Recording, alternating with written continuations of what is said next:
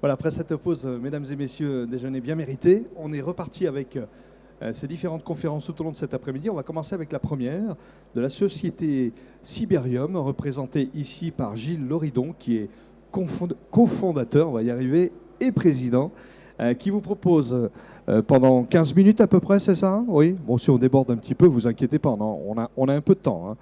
Étude de cas pratique pour l'application du critère fondamental ISA 62443.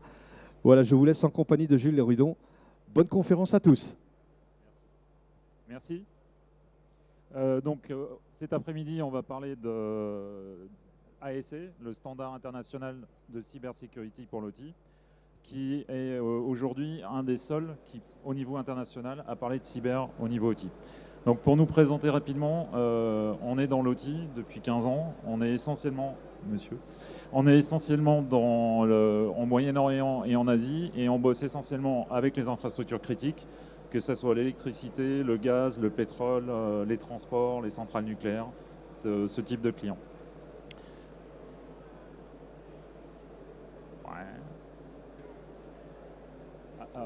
Donc, qu'est-ce qu'on fait au niveau on fait quelques services, on fait du risk assessment, et en particulier à travers la compliance avec ASC 62443.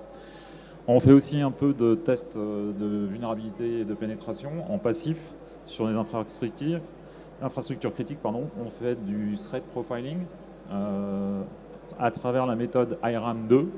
Et on fait de la formation, des programmes d'awareness et des programmes pour former les utilisateurs au risk assessment. Donc au niveau des solutions, notre principal produit, c'est la diode unidirectionnelle hardware pour transmettre de la data de OT vers IT. On a aussi d'autres produits, mais aujourd'hui on va parler de ça. Donc, c'est très long.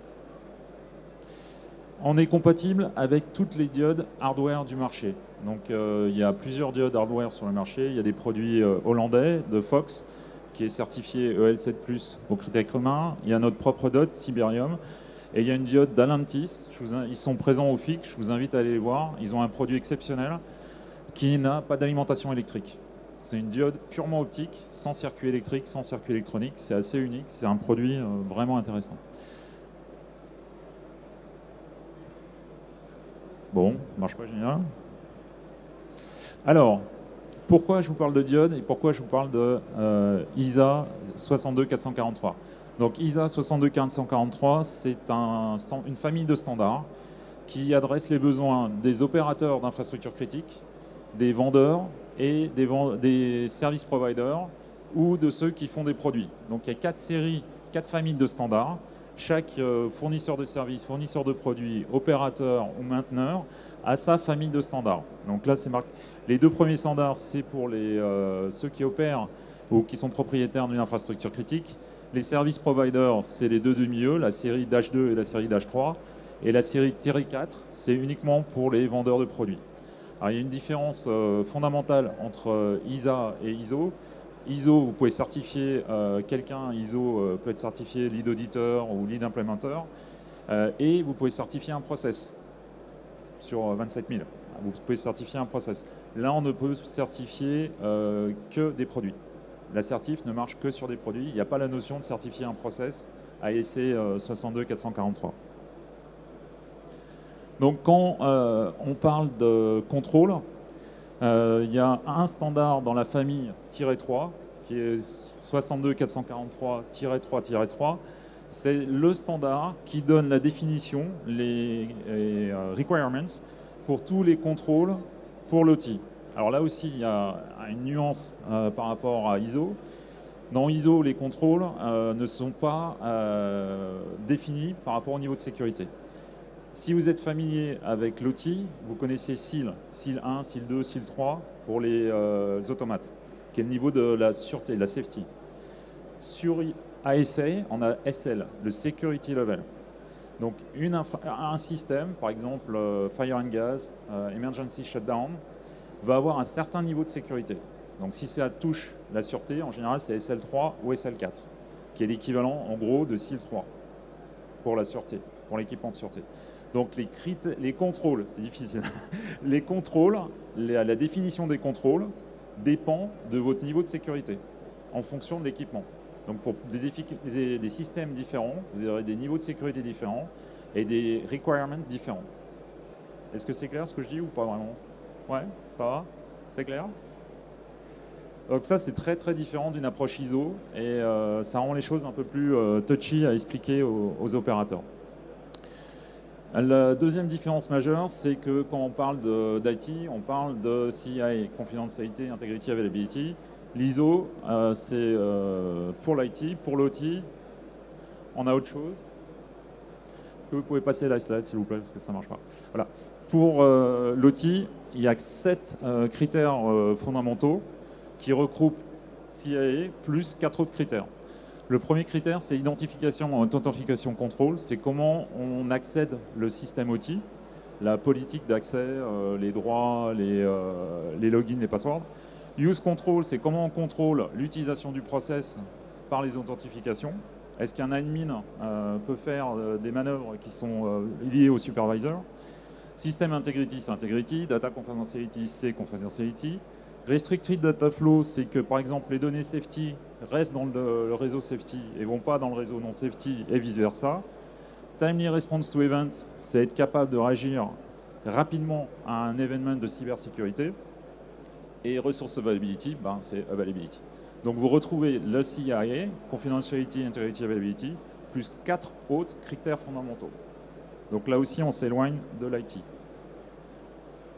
Donc, si on regarde un seul des critères, qui s'appelle Restricted Data Flow, donc en gros, c'est la segmentation des réseaux. Dans un réseau OT, c'est critique de segmenter le réseau. C'est dans tous les standards, on demande la segmentation du réseau, au minimum entre le réseau OT et le réseau IT, entre le réseau process et le réseau corporate. Et dans certains standards, par exemple US NRC 5.71, le standard nucléaire, il y a 2 niveaux de segmentation entre les systèmes de sûreté et non sûreté, et les systèmes de sûreté et l'IT. Donc si on regarde ce critère Restricted Data Flow, qui est donc la segmentation des réseaux, ASA définit 4 sous-critères et des critères enhancement, donc des critères supplémentaires qui dépendent de votre security level.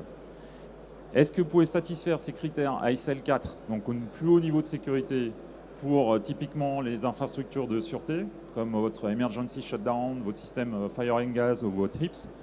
Ben, les firewalls, vous ne pouvez pas répondre non, oui partout. Les two-way gateway, à peu près, mais c'est à démontrer. Il n'y a que les hardware, data diode, qui peuvent répondre oui à tout, et avec un grand niveau de confidence. Est-ce que vous pouvez... Ah, c'est bon, ça marche. Donc, là, c'est l'aspect. Donc, on a des critères et on a des critères supplémentaires en fonction du security level. Quand on parle safety, en général, on parle de niveau de sécurité 3 et 4. Alors, j'ai oublié de vous dire quelque chose. C'est quoi exactement les security levels? C'est l'objectif de la sécurité. Pour un SL1, l'objectif, c'est l'utilisateur qui fait une bêtise, qui fait une petite erreur, c'est fortuit. SL2, c'est un attaquant qui est moyennement motivé, qui a peu de capacités. SL3, c'est un attaquant qui est motivé, qui a des capacités. SL4, c'est un state sponsor actor. C'est un État étranger qui va essayer de pénétrer dans vos systèmes. Ils ont des capacités, ils ont de la connaissance, ils ont des moyens, ils ont le temps. Donc SL4, c'est le plus haut niveau de sécurité. Est-ce que c'est clair? Parce que c'est un point assez, un détail important. Donc, si on regarde Restricted Data Flow, et au niveau de Restricted Data Flow, on garde Network Segmentation, on voit que pour SL4, on a 3 critères: Physical Network Segmentation, Independence from Non-Control System Network, and Logical and Physical Isolation from Critical Networks. Donc en fait, il n'y a que la diode hardware qui peut répondre oui à SL4, parce que c'est le seul device hardware qui fait de la segmentation logique et physique de votre réseau safety. Donc typiquement, où est-ce que vous faites de la segmentation hardware? Entre votre niveau 3 et votre niveau 4, entre le dernier routeur de votre réseau industriel et le premier routeur ou le premier firewall de votre réseau IT, et de plus en plus entre vos systèmes de sûreté et votre niveau 3 non safety. Donc par exemple entre votre emergency shutdown, votre fire and gas et votre OPC server, votre PI sur le niveau 3. Ça, c'est une norme nucléaire. C'est une norme nucléaire américaine, mais qui est aussi applicable pour les centrales coréennes, pour les centrales en Asie en général. En France, on n'a pas une norme aussi restrictive, mais ça, c'est la norme US NRC 5.71. C'est de plus en plus utilisé comme standard dans les pétroliers, en particulier au Moyen-Orient, en Asie, où il y a un niveau de menace qui est très élevé. Et après l'attaque sur les PLC Schneider Triconex, c'est de plus en plus cohérent de protéger des systèmes de sûreté des systèmes non sûreté. Est-ce que vous avez des questions avant qu'on passe à autre chose? Non? Ok. Merci. Donc, comment on segmente des réseaux pour satisfaire les critères ISA avec une solution hardware? Donc, la fonction de sécurité, c'est la diode hardware, qui est un boîtier hardware. Il n'y a pas de logiciel, il n'y a pas de configuration, il n'y a pas de MAC adresse, il n'y a pas d'IP, il n'y a pas de logique.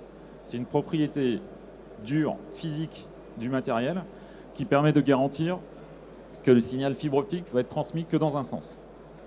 Ça ne peut pas être bypassé, on ne peut pas changer la configuration. Ça fonctionne comme ça ne fonctionne pas autrement. Il faut penser une diode hardware, c'est un fil, une fibre optique, mais qui marche que dans un sens. Une fibre normale, elle marche dans tous les sens. On peut envoyer un signal dans les deux sens. Il y a des transceivers qui peuvent faire TX, RX sur une seule fibre. Donc c'est complètement possible. Là, le but, c'est de garantir 100% au niveau hardware que la data ne passe que dans un sens, de l'OT vers l'IT. Est-ce qu'il y a un problème avec ça? Qui voit un problème avec une connexion dans un seul sens? Non, pas de problème? Hein? Ben, ça, on peut pas. Ça, on peut pas. Et il y a un gros problème, c'est que 99% de vos protocoles, c'est sur du TCP/IP. Donc, il n'y a rien qui passe nativement à travers une diode, il n'y a que de l'UDP. Donc, il faut développer une brique logicielle qui fait une rupture protocolaire en haut et en bas pour pouvoir prendre de la data qui vient d'une source qui parle TCP/IP, passer les données, le payload, la charge utile à travers la diode, récupérer la charge utile et recommuniquer en TCP/IP avec la destination. Merci. Donc, un cas très simple, si vous avez de votre réseau OT, vous avez besoin d'envoyer un rapport, vous avez envoyé des journaux d'alarme, des événements, vous avez besoin de communiquer depuis le réseau OT vers le réseau IT à travers des échanges de fichiers, typiquement FTP, FTPS, SFTP. Vous avez un client, imaginons un client FTP sur le réseau OT, vous avez un serveur FTP sur le réseau IT. Comment on communique entre les deux? Le proxy connecté au réseau OT va agir comme un serveur FTP. Il va récupérer le fichier, le couper en petits morceaux, l'envoyer à travers la diode sans protocole. Ce n'est pas une connexion réseau, c'est un data channel, c'est un channel de data. On envoie les données, on écoute sur la fibre unique qui est connectée au proxy IT, reconstitue le fichier, ouvre une nouvelle session TCP/IP qui n'a rien à voir avec la session là. Il n'y a pas de routing entre les deux. On ouvre une nouvelle session FTP, on envoie le fichier.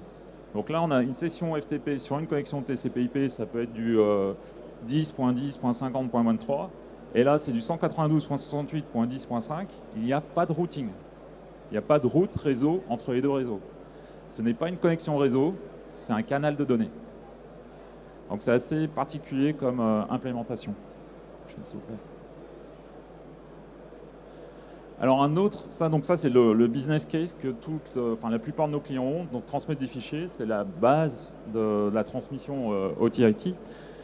Ça, c'est un schéma beaucoup plus complexe. C'est pour Aveva Pi, ou les plus anciens d'entre nous, OSI Soft Pi, un historien. Donc ça marche pour Pi, ça marche pour un serveur OPC-UA, un serveur OPC-DA, ça marche pour AspenTech IP21 si vous avez ça, pour OSM de GE, ou Bentley Nevada System One. Donc, vous avez un système d'historien, une base de données temporelle qui collecte toutes vos données de l'OT, qui est elle-même connectée à vos PLC, connectée à vos serveurs OPC.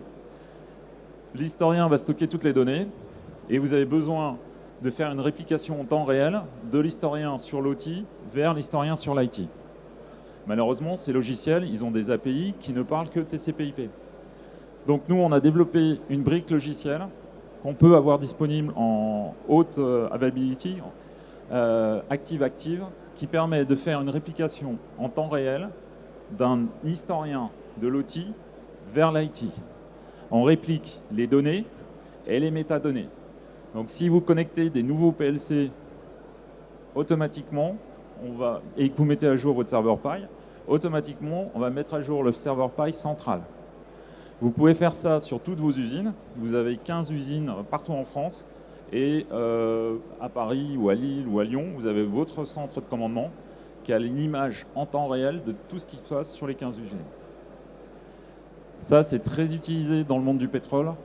C'est très utilisé dans le monde de l'électricité avec une location, un lieu central qui a un panel avec la vision sur toutes les usines en temps réel partout dans le monde. Vous avez des questions là-dessus? Non, c'est clair, c'est évident. Ça marche avec les historiens, donc que ce soit Pi, OPC UA, pardon, AspenTech, la plupart des historiens. Donc, on ne peut pas tout faire. Avec une seule diode, de l'OT vers l'IT, on ne peut faire que de la transmission qui est compatible au niveau business avec le one-way. Donc typiquement, on ne peut pas commander un automate depuis l'IT. Parce que si on commande un commande de l'IT, c'est du bidirectionnel. Mais ce n'est pas parce que le protocole est bidirectionnel, si le business est unidirectionnel, c'est compatible. Par exemple, Modbus. Modbus, c'est master-slave. Vous avez un master qui va interroger le slave répond. C'est du bidirectionnel. Mais au niveau business, c'est de l'unidirectionnel. Le master reçoit les données du slave. Il n'envoie pas nécessairement des données vers le slave. Donc on est capable de faire de la réplication Modbus. On est capable à peu près sur la plupart des protocoles industriels. On fait tous les systèmes de fichiers, FTP, SFTP, FTPS. On peut envoyer des emails depuis l'OT vers l'IT. On peut faire de la réplication de bases de données. Vous avez une base de données d'un laboratoire, un LIMS, Laboratory Information Management System, qui est une base Oracle ou une base SQL. On peut la répliquer sur l'IT. Tous les historiens, enfin la plupart des historiens, OPC UA, Modbus. J'espère avant la fin de l'année à ici 104 pour les électriciens. Dans l'autre sens, les updates, les logs avec Splunk par exemple ou ArcSight, TBM. Et une utilisation qui est rigolote, qui est sans proxy, si vous utilisez une sonde OT. Donc genre Nozomi, Claroti, Cisco Centrio. Vous avez une sonde qui est sur un span port de vos switches. La sonde, en fait, il n'y a pas de garantie qu'elle n'écrive pas sur le switch. Le span port, ça ne bloque pas la communication dans l'autre sens. Donc en fait, on peut mettre une diode entre le switch et la sonde OT. Et ça garantit à 100% que les communications ne sont que de OT vers la sonde. Donc ça protège votre switch, numéro 1, parce qu'en général, c'est bien de les protéger. Et numéro 2, ça pousse la sonde dans le réseau IT. Donc vous avez déplacé votre problème en IT et vous n'avez plus à sécuriser les communications entre la sonde et le commande. Donc c'est au niveau infrastructure, c'est assez intéressant. On fait aussi des systèmes de queue, mais en MQ, IBM MQ, alors MQTT. Mais ça, c'est l'IIoT, c'est plutôt dans la prochaine génération, ou les systèmes de transport. Et s'il n'y a rien qui marche, mais si vraiment il n'y a rien qui marche, on peut faire du TCP streaming, mais ça demande du développement et c'est assez compliqué à mettre en jeu. Est-ce que vous avez des questions? Non? C'est très clair? Je vous ai pas endormi? Non? Bon. Voilà, je pense que c'est ma dernière slide, si je ne m'abuse. Je vous remercie. Notre stand est juste à côté. On est une jeune société française, mais on a beaucoup d'expérience internationale. Merci beaucoup.